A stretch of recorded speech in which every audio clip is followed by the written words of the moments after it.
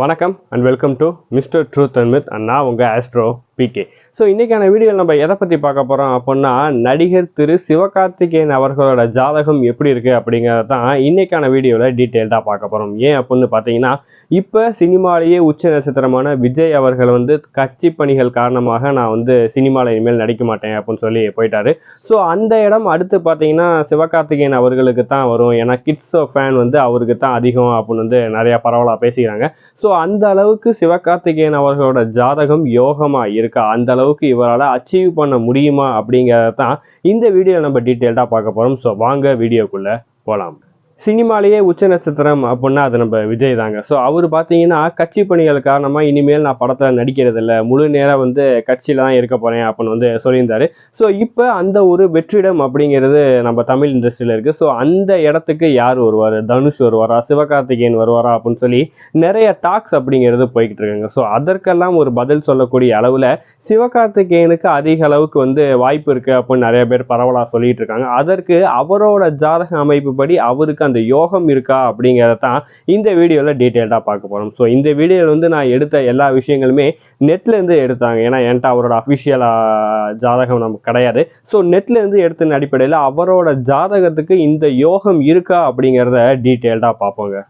இதுதான் பார்த்தீங்கன்னா சிவகார்த்திகேயன் அவர்களோட ஜாதகம். ஸோ அவர் பிறந்தது பார்த்தீங்கன்னா 17/2/1985 சிவகங்கையில் பிறந்திருக்காரு.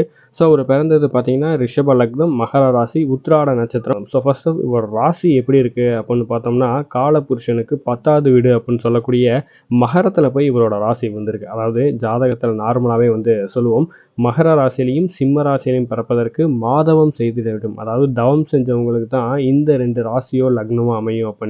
ஸோ அப்படிப்பட்ட மகர ராசியில் பிறக்கிறது ரொம்பவே நல்லபடியான ஆளுமை தன்மையை குறிக்கக்கூடியது. ஏன்னா 10ஆம் பாவம் மகரம் அப்படிங்கிறது 10 அப்படின்னாலே தொழில். அதே மாதிரி எந்த ஒரு விஷயத்தையும் கண்ணும் கருத்துமாக பார்த்து ஒரு பக்குவமாக செஞ்சு அதை திறம்பட செஞ்சு முடிக்கக்கூடியவர்கள் எல்லாருமே இந்த மகர ராசியோ இல்லை மகர லக்னத்துக்காரங்களாக இருப்பாங்க. அதனால தான் காலபுருஷனுக்கு 10 கடமை அப்படிங்கிற விஷயம் அந்த 10ஆம் பாவத்துக்கு வந்தது. ஸோ அதே மாதிரி லக்னம் அப்படிங்கிறது பார்த்தீங்கன்னா ரிஷப லக்னம். ஸோ இதில் இன்னொரு விஷயம் நீங்கள் கவனிக்கிறது என்ன அப்படின்னு பார்த்தீங்கன்னா, இந்த லக்னங்களுக்கு நட்பு வீடுகளில் போய் ராசி விழுந்துச்சுன்னு வச்சுக்கோங்களேன், அது ரொம்பவே நல்லபடியான யோகங்களை ஏற்படுத்தி கொடுக்கும். அதுவும் இந்த ரிஷப லக்னத்துக்கு பார்த்தீங்கன்னா இந்த மகரம் அப்படிங்கிறது 9வது வீடாக விழுதுங்க. ஸோ ரொம்பவே யோகமான ஒரு அமைப்பு அப்படிங்கிறத ஏற்படுத்தி கொடுக்கும்.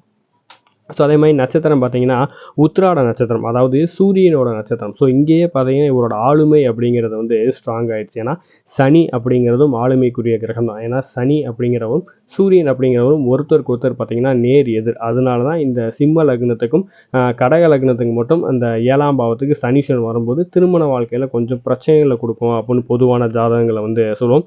ஸோ அப்படி சூரியனுக்கு ஈக்குவலான ஒரு கிரகம் பார்த்தீங்கன்னா இந்த சனி. ஸோ இந்த சனியோட ராசியில் உத்திராட நட்சத்திரம் இவர் போய் வந்திருக்கு. அப்போ 2 கிரகத்தோட ஆளுமையுமே இவருக்கு வந்திருக்கு அப்படின்னு சொல்லலாம். ஸோ இதெல்லாம் இவரோட ஜாதகத்தில் பேசிக்காக இருக்கக்கூடிய விஷயங்கள். ஸோ இப்போ நம்ம ஜாதகத்துக்குள்ளே டீட்டெயில்டாக போகலாம். ஸோ இவரோட ஜாதகத்தை எடுத்துக்கலாம். ஸோ இவரோட ஜாதகத்தில் கிரகங்கள் எப்படி அமைஞ்சிருக்கு அப்படின்னு பாருங்களேன். ஏன்னா கிரக அமைப்பு அப்படிங்கிறதும் ரொம்பவே முக்கியம். ஸோ லக்னம் பார்த்தீங்கன்னா ரிஷப லக்னம். ரிஷப லக்னத்துக்கு லக்னாதிபதி பார்த்தீங்கன்னா சுக்கிரன். அந்த லக்னாதிபதி பார்த்தீங்கன்னா உச்சத்தில் போய் உட்காந்துருக்காரு. ஸோ ஒரு ஜாதகத்தில் லக்னாதிபதி ஆட்சியோ உச்சமோ ஆயிட்டாலே போதுங்க, ரொம்பவே நல்லபடியான யோகத்தை ஏற்படுத்தி கொடுக்கும். ஸோ அப்படி பார்க்கும்போது இவருக்கு லக்னாதிபதி உச்சமாகி 12ஆம் பாவ அதிபதினு சொல்லக்கூடிய செவ்வாய். ஏன் இப்போ 12 அப்படின்னு சொல்கிறோம்னா, வெளியூர் வெளிநாடு அயன சயன போகஸ்தானம் அப்படின்னு சொல்லும். எல்லாத்தையும் அனுபவிக்கக்கூடிய ஸ்தான அதிபதியான செவ்வாய்.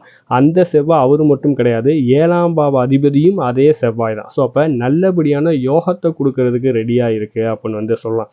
மக்களை கவரக்கூடிய பாவம் எது அப்படின்னு பார்த்தீங்கன்னா 7ஆம் பாவம் தாங்க. ஏன்னா ஆப்போசிட் ஜெண்டர் அப்படிங்கிறதும் 7ஆம் பாவம் தான். ஸோ நமக்கு ஆப்போசிட்டில் இருக்கிறவங்களோட கவர்ச்சி அப்படிங்கிறதும் 7ஆம் பாவம் தான். ஸோ அப்படி எல்லாரையும் கவரக்கூடிய யோகம் அப்படிங்கிறது இவருக்கு இருக்குது. ஏன்னா லக்னாதிபதி கூடயே அந்த செவ்வாய் போய் உட்காந்துருக்காரு.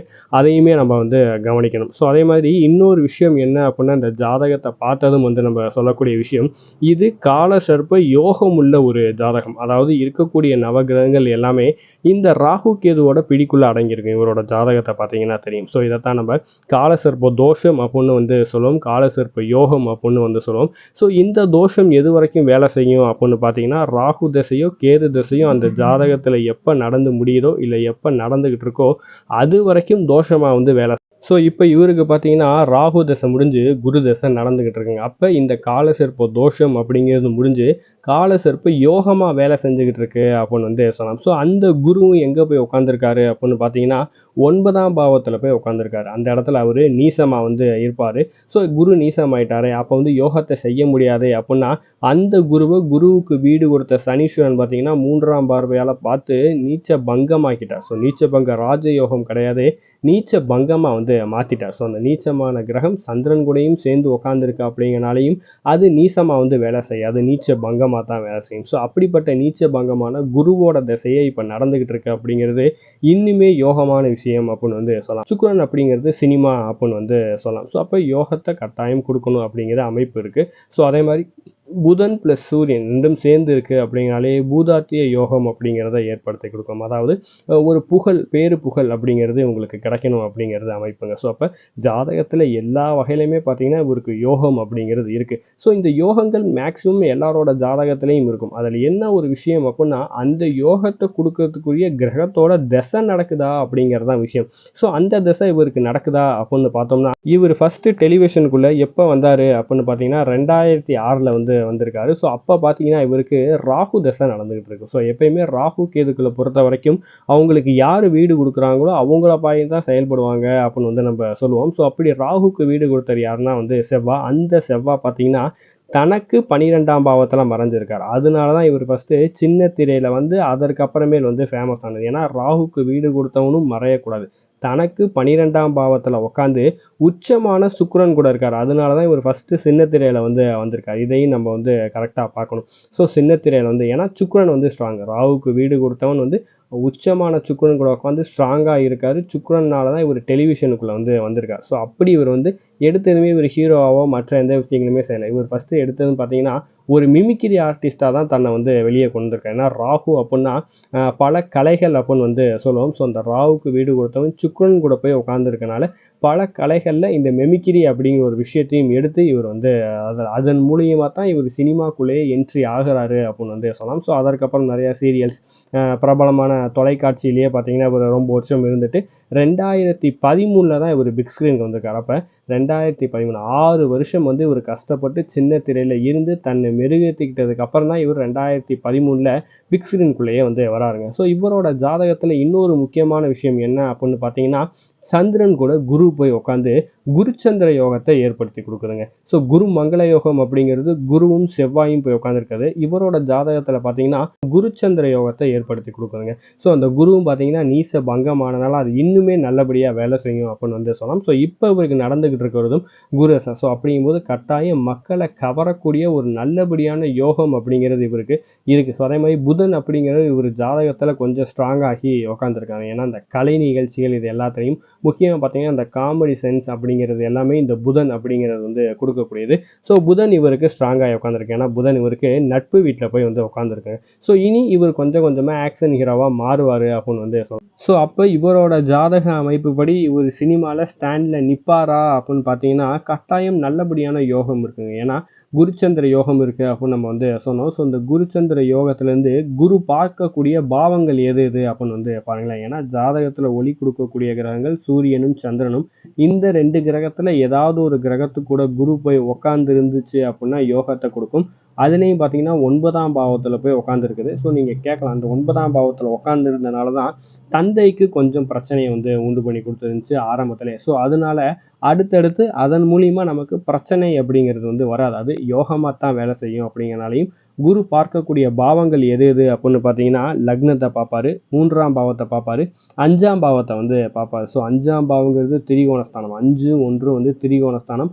ஸோ குரு திரிகோண ஸ்தானங்கள் கூட தொடர்பு கொள்றதே ஒரு வகையில் யோகம் அப்படின்னு வந்து சொல்லலாம். ஸோ 7ஆம் பாவம் வந்து பொதுஜனம் அப்படின்னு பார்க்கும்போது சனி அந்த இடத்துல போய் உட்காந்துருக்கிறது அதிக அளவுக்கு மக்கள், அதாவது பார்த்தீங்கன்னா ரொம்ப ஒரு ஏழ்மை நிலையில் இருக்கக்கூடிய மக்களுக்கு கூட இவரை பிடிக்கும் அப்படிங்கிற ஒரு விஷயம் வந்து இதில் பதிவு பண்ணலாம். ஏன்னா மேக்சிமம் அரசியல்வாதிகள் எல்லாருக்குமே பார்த்தீங்கன்னா இப்படி தான் வந்து இருக்கும். அவங்களோட 7ஆம் பாவத்தில் சனி வந்து ஒன்று ஆட்சியே உச்சமாக ஆயிருந்தாங்க அப்படின்னா அவங்க வந்து அரசியலில் கொஞ்சம் பிரபலமாக இருப்பாங்க. ஸோ இவர் திரைத்துறையில் பிரபலமாக இருக்கிறதுக்கு இதுவும் ஒரு ரீசன் அப்படின்னு வந்து சொல்லாங்க. ஸோ அதே மாதிரி இப்போ அடுத்து இவருக்கு வர்றது வந்து இந்த குரு தசை தான் வருது. ஸோ குரு இவருக்கு ரொம்பவே நல்லபடியாக இருக்கார். ஏன்னா சந்திரன் கூட சேர்ந்து உட்காந்துருக்காருங்கனால.